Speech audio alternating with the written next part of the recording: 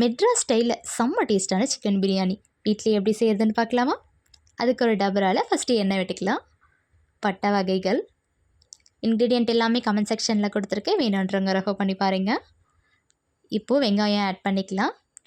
பிரியாணிக்கு எப்பயுமே வெங்காயத்தை நீட்டாக தாங்க கட் பண்ணணும், நோட் பண்ணிக்கோங்க. இது கொஞ்சம் நல்லா கலர் சேஞ்ச் ஆகி வர ஸ்டேஜில் நம்ம பச்சை மிளகாய் ஆட் பண்ணிக்கலாம். பிரியாணிக்கு பச்சை மிளகாய் நல்ல ஒரு ஃப்ளேவர் கொடுக்குங்க, ட்ரை பண்ணி பாருங்கள்.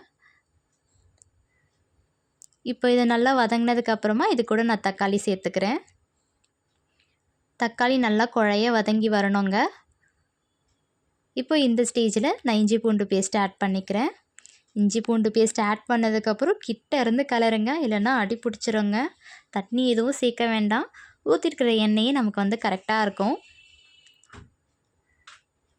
இப்போது இந்த மாதிரி நல்லா சுருண்டு வந்ததுக்கப்புறமா ஒரு கைஃபுல் அளவு நல்லா புதினாவும் கொத்தமல்லியும் நான் சேர்த்துக்கிறேன்.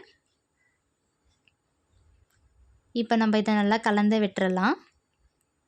நம்ம சேர்த்துருக்க புதினாவும் கொத்தமல்லியும் நல்லா சுருண்டு வந்ததுக்கப்புறமா இதில் நம்ம தயிர் ஆட் பண்ணிக்கலாம். தயிரை நல்லா கலந்து விட்டுக்கோங்க.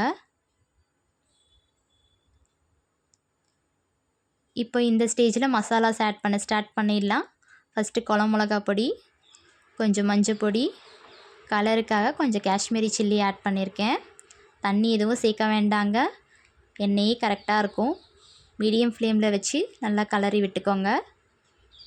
இப்போ நம்ம சிக்கன் ஆட் பண்ணிக்கலாம். சிக்கன்லேருந்து தண்ணி வரும், ஸோ அந்த தண்ணி மசாலாவோடு மிக்ஸ் ஆகும்போது கரெக்டாகிடுங்க. இப்போ நம்ம இதை நல்லா கலந்து விட்டுக்கலாம். மசாலாவோட நல்லா மிக்ஸ் ஆகணும் சிக்கனு. இப்போ நம்ம இதை மூடி போட்டு ஒரு 10 மினிட்ஸ் நல்லா குக் பண்ணிக்கலாம். பாருங்கள், சிக்கன்லேருந்து தண்ணி வெளியில் வந்திருக்கு.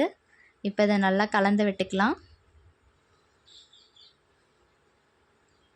அகெயின் இதை மூடி போட்டு ஒரு 5 மினிட்ஸ் வேக விட்டுறலாம்.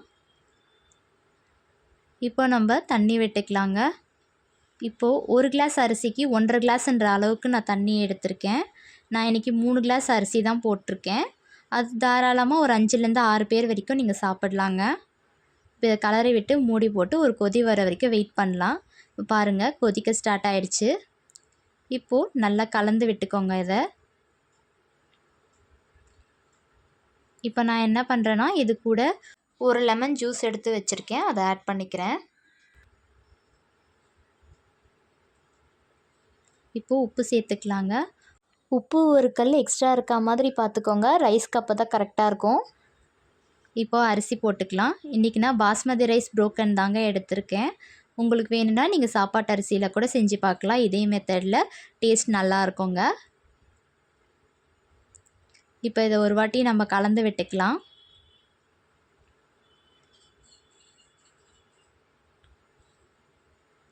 கலந்தாச்சு.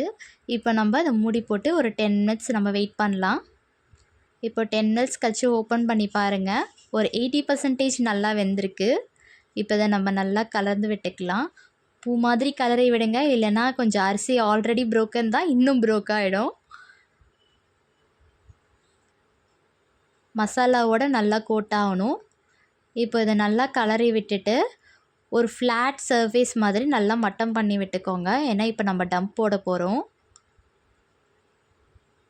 இப்போ இதை டம்ப் போட்டுடலாம். மூடி போட்டு மூடி மிளகு சீரகம் இடிக்கிற கல் எடுத்து நான் வச்சுக்கிறேன். சப்போஸ் உங்ககிட்ட இல்லை அப்படின்னா மேலே ஒரு பாத்திரத்தில் தண்ணி கூட நீங்கள் வச்சுக்கலாம். சிம்லேயே ஒரு 10 மினிட்ஸ் வச்சதுக்கப்புறமா இப்போ நம்ம அதை ஓப்பன் பண்ணி பார்க்கலாம். பாருங்கள், சூடான சிக்கன் பிரியாணி ரெடி ஆயிடுச்சு. சுட சுட சர்வ் பண்ணுங்கள். நான் சொன்ன இன்க்ரீடியன்ட்ஸில் இதை ஒரு தடவை ட்ரை பண்ணி பாருங்கள்.